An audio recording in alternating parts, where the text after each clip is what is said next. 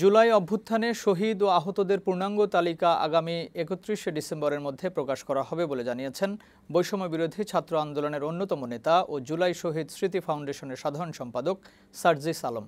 বৃহস্পতিবার ফাউন্ডেশনের কার্যালয়ে জুলাই শহীদ স্মৃতি ফাউন্ডেশন, স্বাস্থ্য মন্ত্রণালয় এবং সমন্বিত সেলের যৌথ অংশগ্রহণে প্রেস ব্রিফিংয়ে তিনি একথা জানান। তিনি বলেন, আহতদের থেকে শহীদদের তালিকা বা তথ্য যাচাই করা তুলনামূলক সহজ। যারা এখনও তথ্য দিতে পারেনি তাদের তথ্য নেওয়া হচ্ছে।